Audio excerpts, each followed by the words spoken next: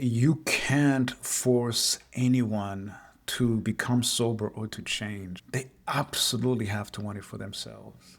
You just have to love them. You have to be clear and set boundaries. Hello and welcome back to my podcast. I am More Than Enough, hosted by me, Elvis Kavik. Thank you very much for making time to be here. And if it's your first time here, you are most welcome. Thank you very much for making time to be here. So, in today's episode, I want to do an episode on how to help someone who's facing addiction, alcoholism, you name it, and does not want to receive the help. The idea came to me through a friend who reached out just in pain, seeing the family member really going through a tough road, and being aware of my podcast and my journey, reached out to me to see if there's anything I can do to help. So I want to highlight and go over that and share some of the steps and ways one can help a loved one. But before I do that, I want to take time and just acknowledge my absence because it's been a little bit since I've released content. And there's unfortunately some reasons that led to it. One is I took time off to visit Rwanda, my beautiful country of Rwanda. It was my sister's wedding.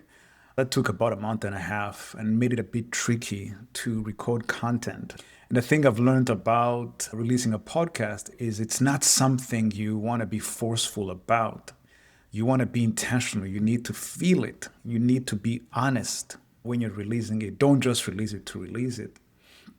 So I was able to record some videos for my Instagram page. If you're not familiar with it, it's at MTEN Podcast, at M10 Podcast.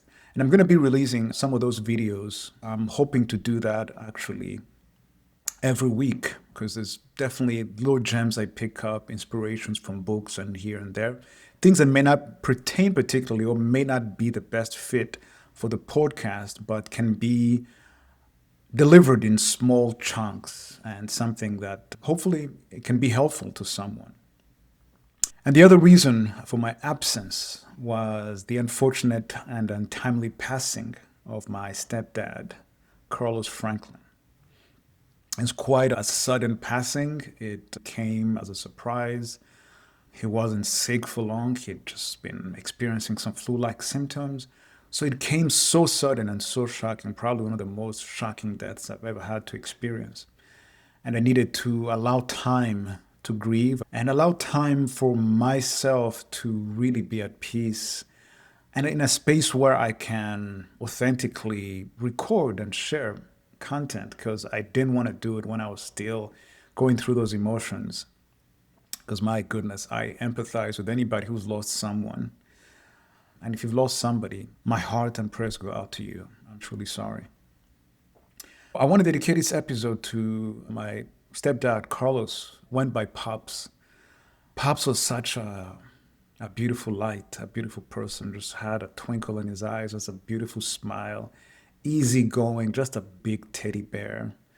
Was not afraid to tell you he loved you, was not afraid to share spiritual knowledge, which I was really passionate about, learned a lot from him. And he was quite also very helpful and monumental in this podcast that I started. He gave me a lot of pointers. Remember, he kept asking me, Elvis, are you reading? Because when I started, it's very awkward to continuously look into the lens and be present and be at peace because it feels like you want to jump out of your body. You feel awkward, like, who am I talking to? But over time, you start to get comfortable with it. You start to get comfortable in your skin. And the other thing he suggested was, hey, man, are you asking for the sale? I'm like, what do you mean asking for the sale? Are you asking people to subscribe or do something? Because I've noticed people do that. I was like, I had no idea about that. Because I just dove in with the help I'd gotten from friends here and there. So he really was quite instrumental in helping me shape this podcast, have ideas. So I dedicate this to him. I'm very thankful for you sharing your light with me, Pops, you spending time with me, and me being a witness to the miracle works of God through you. And to spend time with you and to also witness you then return home was quite an experience. So I'm dedicating this to you, big guy. I know you're present. I know you're in this room. And yeah, till we meet again. Love you. Take care. As I mentioned earlier, this podcast is about how one can try to help or reach out to someone who has an addiction or is struggling with alcohol or any form of addiction. And they're not receptive or ready to receive that help or hear. As obvious as it may seem to everyone, they just are so oblivious to it. So it is quite painful because you feel for those people that are on the other side. A lot of times when someone is going through addiction or substance abuse and hurting themselves, they're changing physically, they're losing weight, they're looking unhealthy. It is so obvious to the outside world, but to that person, it's so oblivious. And we tend to forget the loved ones who are hurt by it, because unfortunately it doesn't always end well. It's not like everybody has a turn and becomes sober. There's people who lose their lives in this suffering, and the pain it leaves those people behind, and the anxiety that it has on the families and the friends and loved ones who try their best to help this person. Because the reality is, you can't force anyone to become sober or to change. They absolutely have to want it for themselves. I remember it didn't matter, at least for me, it didn't matter what anyone would say, whether I was going through illness or experiencing the side effects of drinking too much or embarrassing myself. It just didn't click because I was not receptive. I was not ready to get to that point. So it took me years and years to get to that point. And as much credit as I give the people that loved me into becoming sober, it wasn't something that I could say really forced me. It took me to get to a point to say, I want this for myself.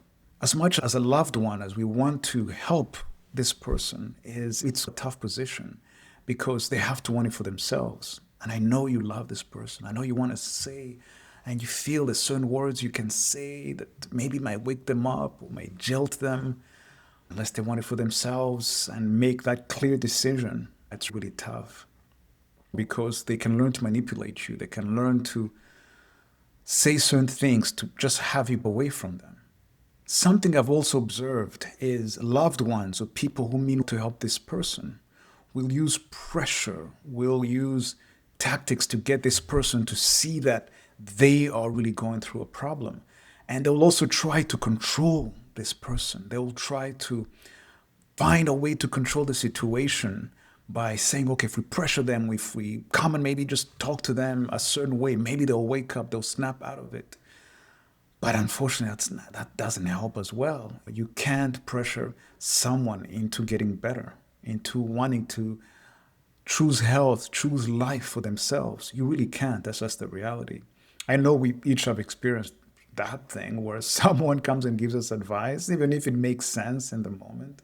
We get defensive. We don't want to sit that way because just we're not in that space. And it might take years and years to even that to kick in. And not to lose hope, but I'm just painting that picture and that reality. And you'll find that, at least for me, the way it felt like, maybe by painting or illustrating this, it felt like I was in a dark room. And in this dark room, I did not want to be seen. And I would do things I thought would manipulate people, I'll play certain mind games. And this is all, of course, in retrospective. In the moment, I did not know that. And you try to maybe be funny, try to be humorous, try to create a diversion of attention. People don't see you in the darkness. Now imagine you're in that dark room and it's like you're bouncing from corner to corner because you're so unsettled. And someone points a big light there. It's like a vampire. If you've seen these vampire movies, how they react when they see light. Oh, it burns, it hurts. Because the truth is, you don't want to be seen and you think nobody can see and you're oblivious. And anyways, whether you know it or not, you're just angry. You are just so lost. And the thing you find is by trying to exert that pressure to someone or that control, you may push them even further away. You may push them into a deeper depression because when you are constantly doing something that hurts you and lying to yourself that it's because it's fun or it's because it's the only way I can deal with life, the truth is you are depressed. You're not wanting to accept life on life's terms and wanting to experience or feel that pain and go through that pain and hopefully bring some healing. And the only way to heal is to mask that pain by just drowning yourself in whatever substance you're dealing with. So be careful. Be careful not to try to shake him into truth or try to do something that could easily just push him into a deeper depression or even further away, just have him run away from you because they have developed a safety net in their minds. They feel they're safe in that addiction. They have a sense of control because if when they drink, they can, drown their mind. They can forget things for a certain moment. So be careful not to try to force it or control someone who's dealing with addiction. So instead of forcing and trying to create change in this person that you love so dearly and want the absolute best for them, instead find a way to show them or express how you feel, because that tends to carry more impact. I'm not saying this is a definite, but by expressing how you feel and not putting them in a corner where they have to be defensive can usually help bring some light to what's going on. Instead, you can use statements like, I'm worried about you. Let them know how you feel, how this is impacting you, but try to express your feelings to them and not try to point them to make them feel uncomfortable. And you can also use statements like, this is affecting me like this. Let them know how this is affecting you. As a parent, you can imagine what parents go through when they have the seeing a kid go through addiction and destroy and hurt themselves. You can let your child know how this pain is affecting your sleep, is affecting your job. It's affecting ways to help you take care of yourself, in turn, take care of them. So hopefully that translates to them. But by expressing a deeper feeling of what you're going through, usually something that's shown to help people who are dealing with addiction and make them less defensive. So usually things like that are able to get to something deeper, somewhere deeper to somebody who is facing addiction and not put them in a defensive position. The third thing someone can do who's trying to help a loved one going through addiction is avoid enabling. What I mean by enabling is doing something that is indirectly or directly supporting this habit. And you may not know it or you may be oblivious to it, but giving this person money, giving this person continuous second chances, continuously just ignoring them as though it's not there could also be a form of enabling. So you need to ask yourself, what am I doing that's enabling this person? What am I doing on my part? I'm not saying you're taking blame. That's enabling this person. Because sometimes, or a lot of times, people who are in this pain may have a moment of levity, become sober, or swear to you they're done. And then, of course, you're so excited, you want to support them, and you're back to doing things as though what they did in the past didn't happen. So you're giving them money or giving them your car again, and you feel like, oh man, they're back. And that moment of levity could not be true, or it could be that person lying to themselves or just a way to manipulate you. You have to be careful. And the truth too is when you are enabling this person, it makes it oblivious to this person that they are really struggling and may not even see it. Will just continue because they don't see it as a problem, therefore it's not a problem. But I've talked to some people who are complete denial, have no clue that they're going through it. Yeah, just be mindful. Be mindful that you're not enabling. The fourth thing one can do is to set healthy boundaries. Set healthy boundaries for yourself, meaning you have got to realize that you need to have boundaries. You need to protect yourself. Because if you're not careful, this person will drown you. They'll take you with them. Because when somebody's going through addiction, unfortunately, it's like somebody swimming in a river or a lake and is drowning. And if you come so close or dance so close to them, they might take you with them. Metaphorically speaking, of course. But there are real consequences of this. So, ways you can set boundaries for yourself is stop giving them money. If money helps them get access to drugs, if money helps them buy more alcohol, if money allows them to go get lost for however many days on a binger, then don't stop giving them money. Another way to set your boundaries is not to tolerate certain behaviors. Just set grounding. Be like, you know what? If this is how you're going to behave, let's say if this is how you're going to behave when you come over and visit and you embarrass me, there's people who are visiting, or you're embarrassing me to your siblings or to whoever, or you name it. Set boundaries. Say, I cannot accept this. If this is how you're going to act, then no, I'm not going to allow you to come here until you change your behavior. I'm not going to allow you to come and continuously disturb my peace and make me feel uncomfortable. So just be stern with those boundaries. And if it even makes sense, you can go to the extent of limiting contact with this person. You may have to do the tough thing by limiting complete contact. Say, you know what? You're not allowed here anymore. Until you can change your behaviors, you are not allowed here.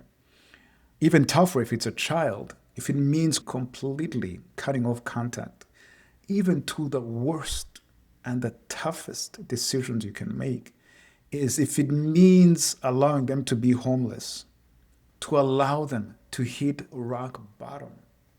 I was listening to this story of this young man who he kept just stealing from his parents. He just kept lying to them, and they didn't even know how much money he had stolen from them. And they would maybe give him a few bucks for gas, but guess what? That gets him to go and get a fix to get more drugs in his body. But until his parents decided to completely cut him off, and he became homeless and realized how filthy he was and could not stand being in that space anymore, then he was able to finally see things for himself. So at times it's going to require tough love. And I'm not saying it's easy, but having clear boundaries for yourself, protecting yourself, your well being, is very monumental in not only for yourself, but to hopefully help that person along the way. But you have got to protect yourself and put yourself first. Not to be insensitive, but you have to put yourself first. Because if you're not taking care of yourself, how will you be able to take care of this person when they're okay, when they're not okay? So it's tough, but you have to do the tough thing. Tough love sometimes is necessary. The fifth thing that comes to mind is to offer help, is to let them know that help is available whenever they're ready to receive it. As I mentioned earlier, it's not forceful, but let them know. Let them know, hey man, help is available. If you need therapy, I can help you with the copays. I can help make that possible. If you need access to a rehab, absolutely. Whenever you're ready, I'm not rushing you, but whenever you're ready, I can absolutely help you with that. Support groups. Support groups are also very helpful. You can also let them know, hey, if you ever need me to come with you, I can come with you to a meeting, to a 12-step meeting. I've heard it's really awesome stuff. But if you're just uncomfortable, I can go with you. It's going to be up to you. I know you're dealing with a lot, but whenever you're ready, I can come with you. And for them to feel this support, for them to feel they're not judged, maybe it could open the doorway to have that person accept help, receive the help, but it has to be on their own terms. And that's the reality of it. But creating that doorway, creating that empathy to allow this person to receive that help is going to be key. It's going to be monumental. And the most important step of all is take care of yourself. Dealing with somebody who is facing addiction, hurting themselves, harming themselves continuously is very draining. And my heart and prayers go out to you who's dealing with it. So you need to take care of yourself, because loving someone who's dealing with addiction is extremely tough. I can absolutely empathize with you, having been on that side. So ways you can seek support or find help for yourself, there's a few things one can do is speak to a friend, somebody who's not judgmental, somebody who can be there for you, somebody who can help. Don't try to carry this load by yourself. Open up. A bigger and better way to even communicate, I think, would be therapy. And if you're not looking to share or be vulnerable to a friend or somebody who you think could judge you, is there are support groups out there that you can find. I'm going to put some of those support groups in the link below that you can find, where you can go and share, find some sense of group therapy with like-minded people dealing with that, with somebody who's having serious addiction problems. And it's really helpful to know that you're not alone and to know that you're not the only person carrying this burden of helping someone or living with someone and loving someone with addiction. The biggest takeaway or my advice, the big idea I can give is when trying to help someone who's dealing with addiction is to realize that you just have to love them. You have to be clear and set boundaries and just be honest that you cannot make anyone sober or quit a habit that's self-destructing or get them into recovery. Just be honest with yourself. I think starting from there, it's something that you can't do, but they have to choose it for themselves. So loving them, accepting them, being honest with them, and being clear that it's not up to you. You cannot force anybody into recovery. So I just want to thank you for taking time, for being here, and my empathy, my prayers go out to you. I truly feel for people that go through this. And I felt it was necessary to record something to this subject because I've had a lot of people come to me and ask me this. So I hope this has been quite helpful. I hope this has been enlightening, brought you a little sense of relief and given you some tools on how you can take care of yourself. And hopefully that person who's dealing with addiction and is just going through it can find some sense of light or can find some sense of hope through your words and through your love and support.